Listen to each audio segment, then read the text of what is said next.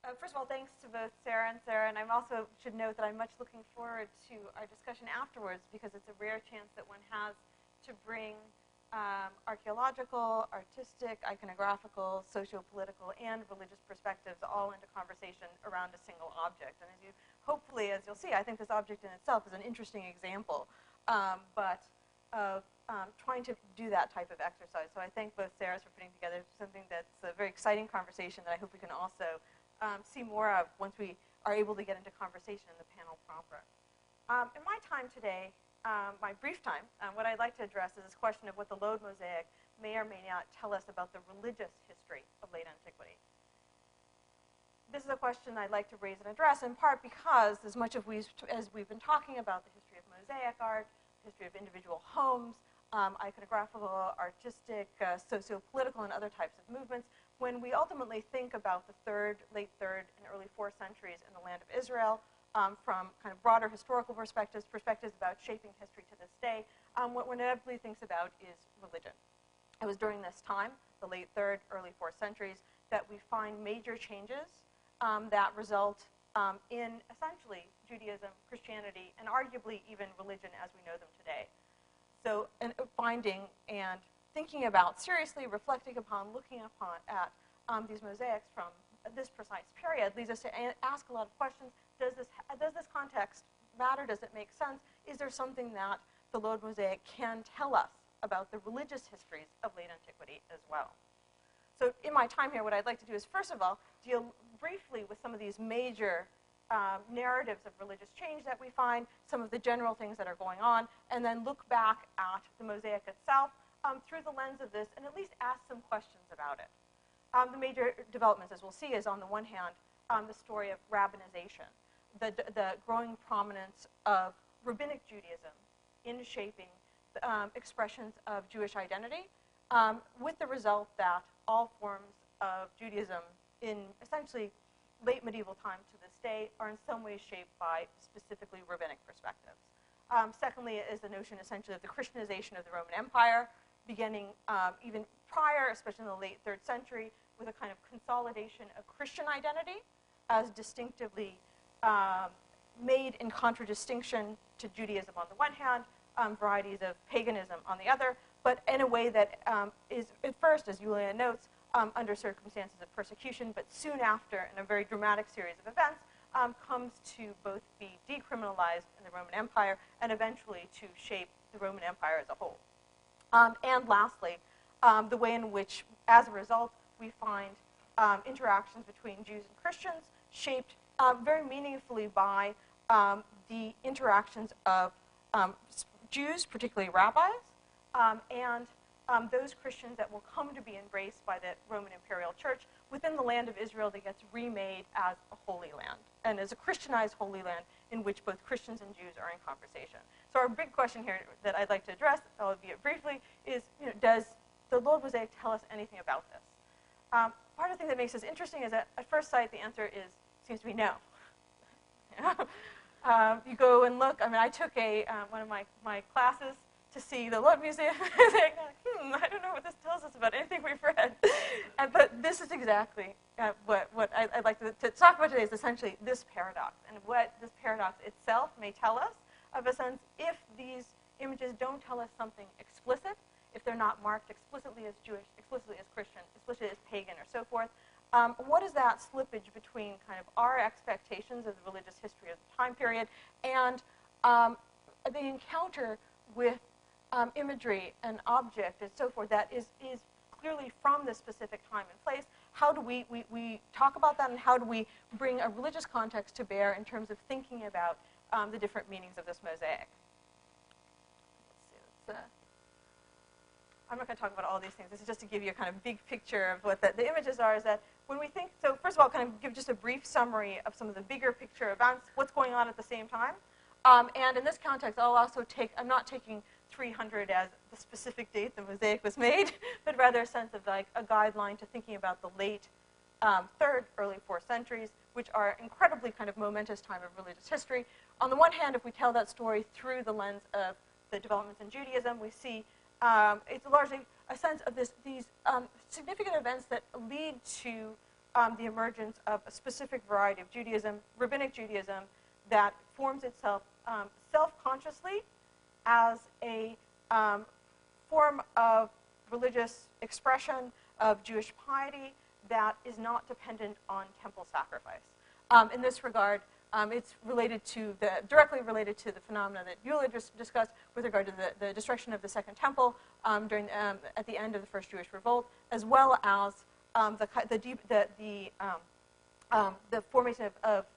Jerusalem as Isla Capitolina after the Bar Kokhba Revolt. So it's in the wake of these two large catastrophes that we find a series of developments that form classical rabbinic literature and also form essentially a post-temple Judaism of the sort that informs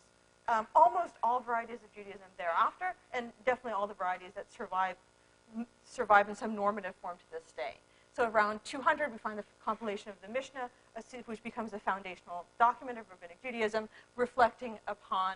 a whole variety of questions about Jewish practice, and most notable for our purposes against the background of both what we've seen in the mosaic, what we've discussed in terms of the way that this mosaic interacts with other, I guess, pagan imagery, and what Yulia notes is that among the projects within the Mishnah is within Tractate Avodah Zarah, this one tractate dedicated to, idolatry, for lack of a better word. We all find a discussion of how Jews in practice try to interact within a highly, increasingly urbanized setting with the non-Jews and non-Jewish forms of religious piety or so forth that they inevitably interact with. They inevitably come up against in some form or another, and how they are able to negotiate. And essentially, in Mishnah Tractate Avodah Zarah, the sense of how does one deal with a world in which you have to come across idolatry, you have to kind of be in relationship to it in some way, but to ensure that you don't benefit from it, you don't participate in it, and you kind of create small, everyday buffer zones. In that case, just as the Mishnah talks, gives us a window onto a world of Jewish practice informed by a highly urbanized setting in which Jews interact or live and work alongside non-Jews. By the time we get to the Tosefta, around 300, which is a compilation of additional traditions from the same age, we also begin to see some sense of minim that are these kind of references to these heretics that are encountered who may or may not have some kind of Christian features. So around this time, we start to get this image of Judaism, rabbinic Judaism in interaction with what might be a distinctively kind of Christian form of non-rabbinic expressions of monotheism and piety. The trajectory forward from these early documents is to essentially the Talmud, actually two Talmuds, first one in the land of Israel, within a first kind of flowering of rabbinic literature between maybe the 4th and 5th centuries that we also find in this compilations of biblical interpretation, but eventually also with the rise and fall of the office of the patriarch, of the Nasi, who's this figure who interacts with the Roman imperial power and comes to a special prominence initially, and then also kind of demise after the Christianization of the Roman Empire. There become this shift of the heart of rabbinic Judaism away from Palestine. So essentially what we see here in this moment that we have captured, probably somewhere around here within the Lod Mosaic, is a very transitional time, but a transitional time that is highly significant in terms of the trajectories forward, and in terms of the major kind of ways of essentially these lines of continuity and change that end up shaping the future of Judaism in very kind of serious ways surrounding activities in the land of Israel. We tell the story of the same time with respect to Christianity, and we also see the centrality of Israel, and also the sense that most of the times you tell this history of the late 3rd and 4th centuries, it's as an era of incredible religious change. On the one hand, I'm going to start here with the origin of Alexander. He's a figure who's from Egypt. He moves to Caesarea, to the land of Israel, and is engaged in activities of biblical interpretation, translation, so forth. He learns Hebrew. He comments on what becomes the Christian Old Testament, but in these intensive ways that both represent an early example of encounters between Jews and Christians in the land of Israel, an intensive example, and a sense of a articulation of a Christian appropriation of ancient Jewish traditions, both in the land and the kind of textual heritage about the land of Israel. He lives during and around the period, also the period of persecutions to which Yulia alluded. So we have a series of persecutions that are followed by this very kind of dramatic events thereafter concerning that lead to the Christianization of the Roman Empire, both with regard to the Roman general Constantine, who adopts Christ as his patron. And, again, it should be reminded, when somebody dates the mosaic to 300, they don't mean that it has to be exactly 300. We don't know whether it was 315, we don't know whether it was 280, and we have no kind of very specific sense of that. We so have to kind of keep open this idea of this broader perspective, but it's also particularly striking because this broader perspective is an incredibly dramatic one. It's a sense that sees the shift from Christians fearing Roman imperial persecution to the decriminalization of Christianity, and also to a sense of increasing prominence of Christianity and Christian figures, both within the Roman Empire, but especially within the land of Israel, which gets remade physically in terms of the image of a Christian Holy Land, the Christian memories of Jesus' life being integrated into the built environment of Israel itself. These are kind of well-known trajectories forward, but as we're thinking about the Talmud, we have a sense in which we see these events become these kind of pivotal for events that happen later or trajectories that happen later that thereafter shape Christianity as we know it today. In addition to this, we can cite examples surrounding the interactions of Jews and Christians, which I mentioned kind of briefly in relation to Origen, but a sense is the usual way in which this history is told is a history in which we find between Origen in the mid to late 3rd century and Eusebius in the 4th century. You see that this period of transition, we find also this intensive reflection on what Judaism means to Christian identity and what these kind of appropriation of Jewish spaces. By the time we get to Eusebius, one of the things we do get to in this really short period of time is this image of Christian history as turning away from interactions with Judaism and towards interactions with pagans, struggles over questions of pagan identity. Our question then is, how do we think about the Lod Mosaic from this perspective? And the thing that is perhaps most puzzling is precisely that this is particularly the time at which it's so surprising to kind of, if approached from a religious perspective, it's surprising to find that there is no strong identifying imagery. We don't find a menorah, we don't find a cross, we don't find these types of very explicit religious imagery. And it's particularly, when we put it in religious context, this is a time at which we are accustomed from our literature to thinking of Jews and Christians both being very more explicit about their self-identifications than in previous times, and this is precisely what we don't find. One approach, of course, is just to assume that to have no explicit Jewish or Christian imagery would inevitably just make anything pagan. Although, for this is it becomes problematic for a variety of perspectives, which we can talk about soon. But at least that's one possibility, that just by default, any Jew or Christian at this time would have been explicit about their identity. Is one set of assumptions. The two kind of other arguments that people have made, just give two other examples. One of which Glenn Barasaw kind of discusses this imagery and tries to kind of have a sense. He likens, this is I put the whole quote up here, which we're not going to go over in detail, but he attempts at least to kind of evoke the possibility that some of these images we have, especially of animals, are related to biblical prophecies concerning, at least in this kind of the animals in the central panel, of concerning the peaceable cohabitation of animals in conflict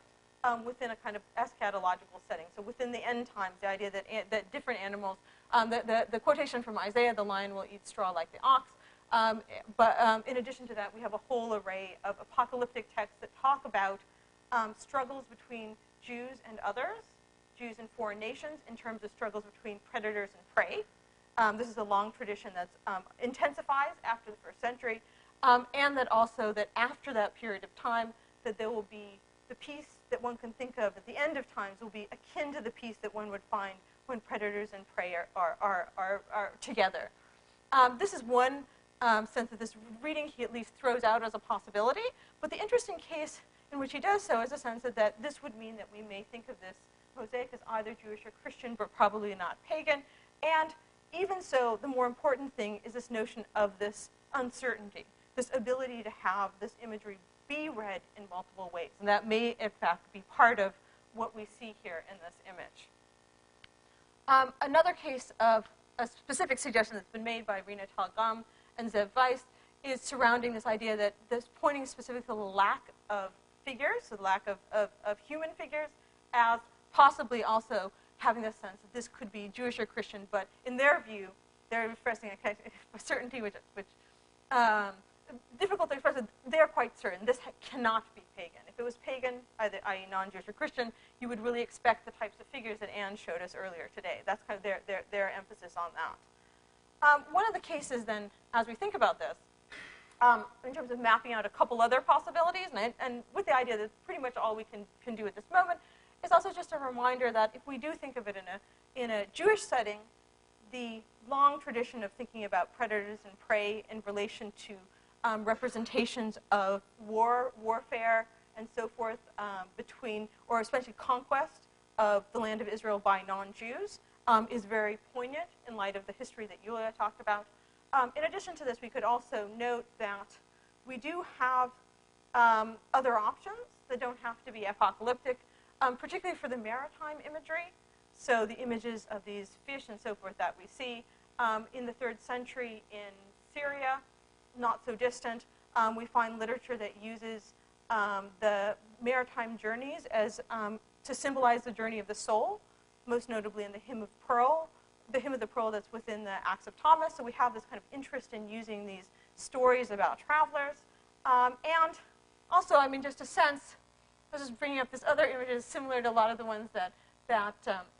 Anne had brought up in her lecture with regard to images, is that we also find certain kinds of interest in these kinds of fish images. And I've isolated this for a reason, because to say as we look at this image alone, that we can see a lot of similarities with the images that Anne raised in terms of this kind of history of mosaic. This particular image is from the San Marco creation cupola in Venice, but it's probably, at least has been argued, has been based on an image in the 4th or 5th century cotton Genesis, which is the earliest, the oldest illustrated Christian Septuagint, so the Christian Greek translation of the Hebrew Bible. But it gives us just a feeling for the importance, or questions raised by context. Were we to have this decontextualized, we might think of maritime images or so forth. When we see it in context, we see this is an image of the 5th day of creation in Genesis. This both speaks to the amount of kind of shared traditions that allow these older images, older and contemporary images, to kind of come into Christian iconography, and also a continued way in which they can be recontextualized and rethought, which is ultimately our challenge in thinking about questions of the religious context, or what the religious context may tell us. Just lastly, very briefly, I think that when we thus think about the Lod Mosaic in this context, and I know I've raised more questions than actual answers, is that partially that may be part of the important element, a reminder that we have these dramatic narratives of religious change, that when we look back from the perspective, knowing what happened in the 5th century, the 6th century, the 7th century, today, that these may seem to be the only ways to think about the period, and especially what the land of Israel felt like in that period. But being forced to grapple with some of these objects from the time also reminds us that those narratives that we find within our literature are trying to make sense of a world, and sometimes to proclaim triumph in a world where the change is still very slow, where daily life may have the types of interactions and so forth that are far more complex, subtle, pervasive, or so forth than we find expressed especially in our theological literature. And also, lastly, the importance of remembering that every one lens that we bring to these types of material, whether religious, political, iconographical, or so forth, can only make sense if we put it in the light of one another. So, thank you.